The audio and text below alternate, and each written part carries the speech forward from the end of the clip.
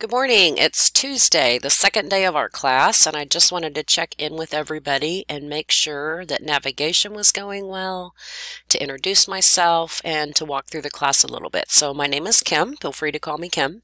And I can do online office hours, and I also have office hours, of course, in my office. I've already received emails and phone calls from people, so that's already working well. So to get to your course, you're going to go into the myheartland.edu site and click Canvas. And I know many of you have already done that, and you'll see your course listed under here under Spring 2020.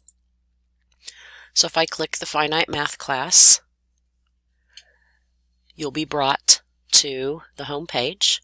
Modules is where most of your work will occur. This discussion board, Let's Talk discussion board, is where you just would ask questions all through the semester about anything you need to ask that's not specific to something that's already posted for you. So here's week 1. This should be visible to you.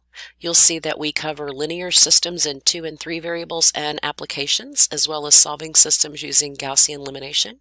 There is a discussion this week, which many people have already posted in. Thanks so much. It's good to see what you're thinking already. And then week 1 quiz.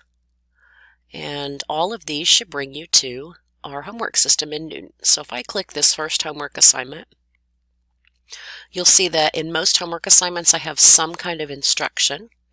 In this one, it just is going to give you an introduction to if we have linear systems with 2 variables, we can have they intersect once and have one solution, they're the same line and have infinite many solutions, or they're parallel and have no solutions. And if you click Preview, it will open your Newton Alta homework, and if you haven't already registered, this will be where you'll register. But you're able to answer the question, and if you get it wrong, or if you're not sure, you can click More Instruction. You won't have the instructor cheat button, and then you'll submit. And that's kind of how you navigate through our course.